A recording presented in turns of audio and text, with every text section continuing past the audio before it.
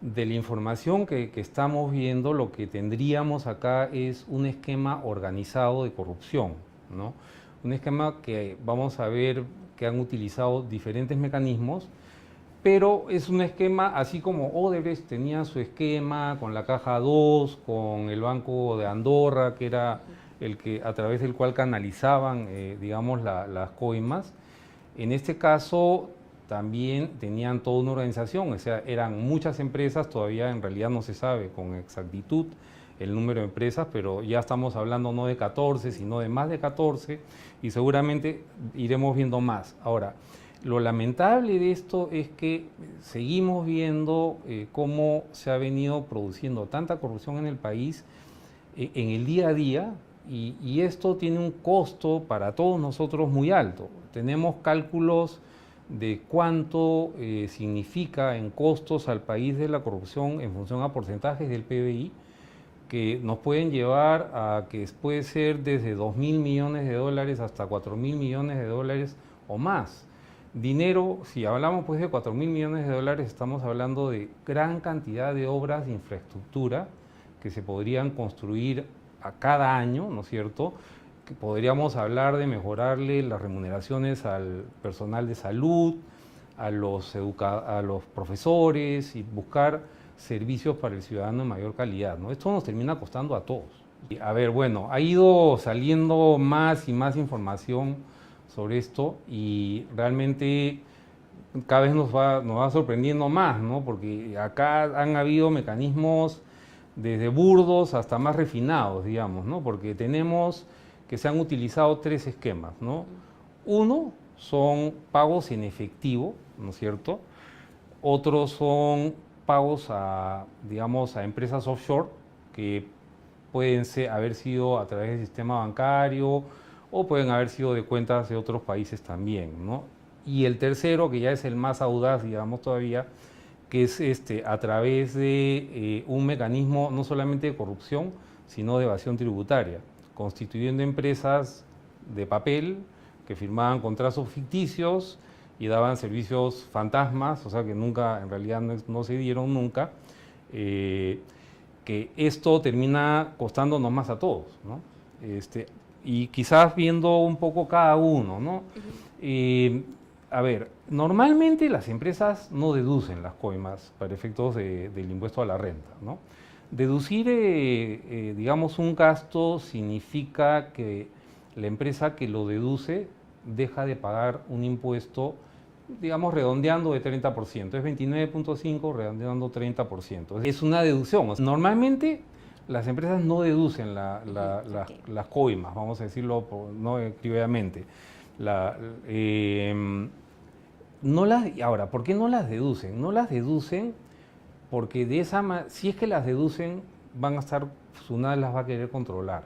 Va a preguntarles esto, a quién recibió este dinero, por qué motivo, porque si es que, digamos, se deduce, lo que va a pasar es que el Estado va a dejar de recibir un impuesto, ¿no es cierto?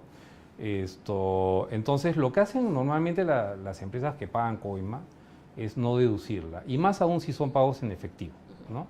Entonces, el mecanismo que se ha utilizado ahí es pago en efectivo, seguramente no tomar deducción, de esa manera SUNAT no pregunta, ¿y qué le termina costando? Le termina costando en realidad el 5%, que es un impuesto que se establece que deben pagar las empresas cuando hay gastos que no se pueden controlar, egresos que no se pueden controlar. Entonces, el costo para la empresa es 5%, vamos a decir en términos de tasa actual de dividendos. Nuestra ley del impuesto a la renta no permite la deducción de pagos efectuados a empresas offshore.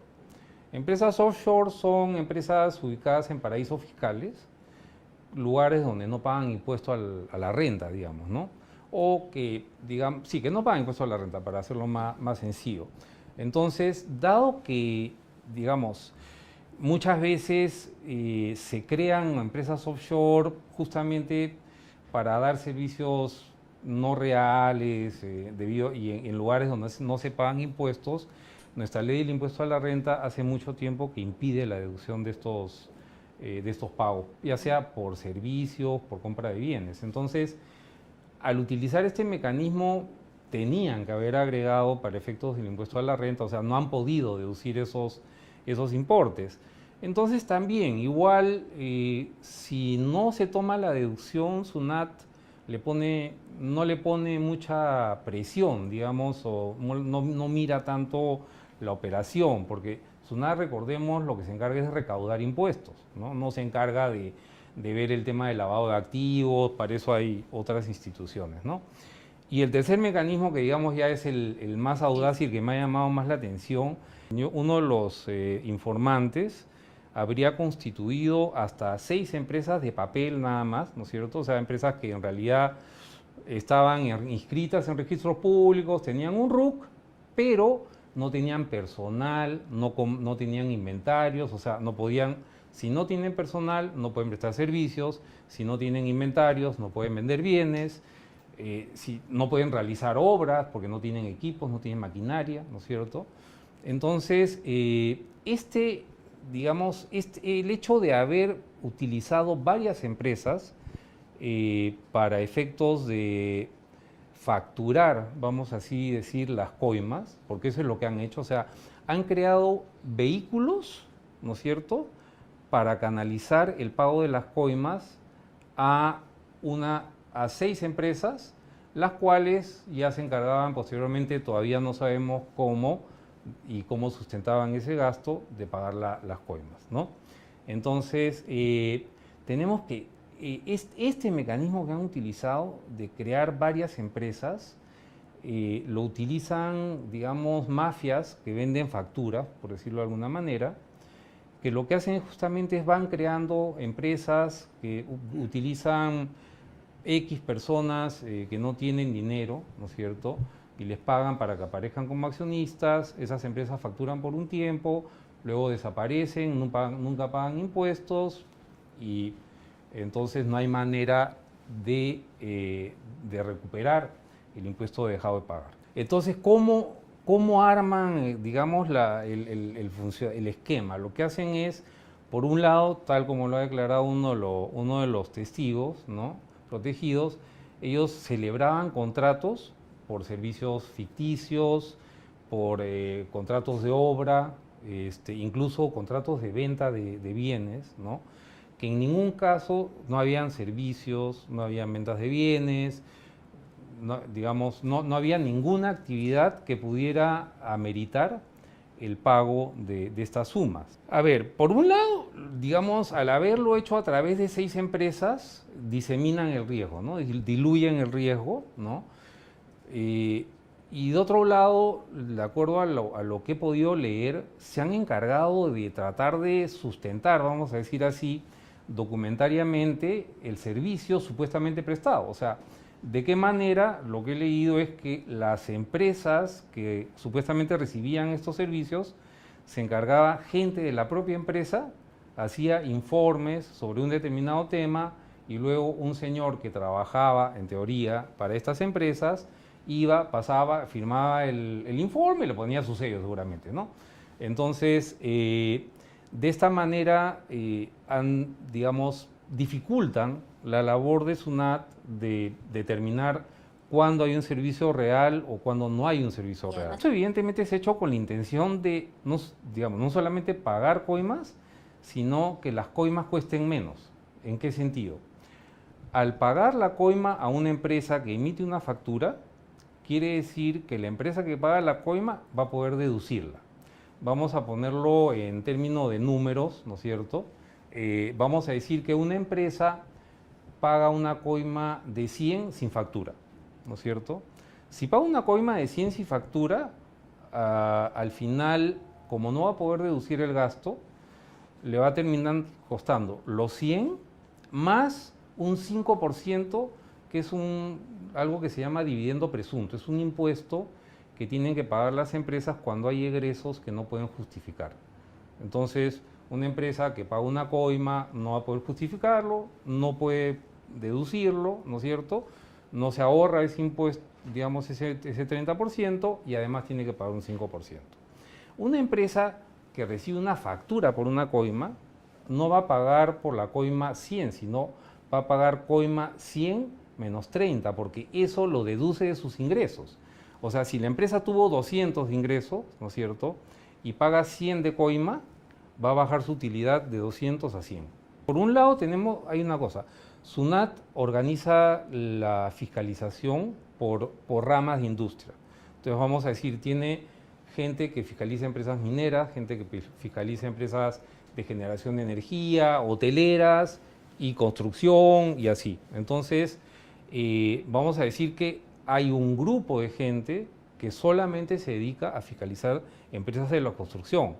Entonces, esta gente sabe la rentabilidad, o sea, más o menos cuánto material se utiliza, los márgenes, aproximadamente la cantidad de gente, en fin, o sea, tienen un montón de cifras, conocen la industria y esta especialización es justamente para evitar la evasión, o sea, porque es gente que conoce cuánto, o sea, más o menos cuánto es lo que debería de redituar, vamos a decir, la construcción de un edificio, ¿no?, en la venta de los departamentos. ¿Cuál es aproximadamente el costo? ¿Cuánto se paga por cada servicio, por alquiler de equipos, etcétera, ¿no? Entonces, eso por un lado, digamos, lleva a reducir nuevamente la evasión. O que se eleven costos y paguen menos impuestos, ¿no?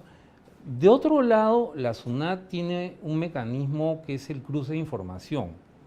Entonces, el cruce de información le sirve a SUNAT justamente, y lo utiliza ya hace mucho tiempo, justamente para detectar a estos casos en los cuales se venden facturas, ¿no? ¿Por qué? Porque si se hace una fiscalización, ¿no es cierto?, y se ve que hay pagos a una determinada empresa, la SUNAT puede ver si esa empresa tiene personal o no tiene personal.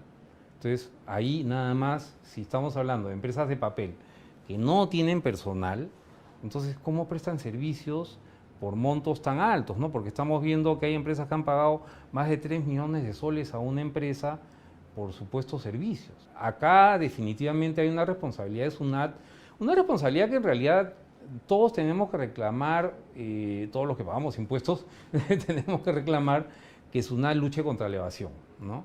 Y acá este es un caso de evasión gruesa, ¿no?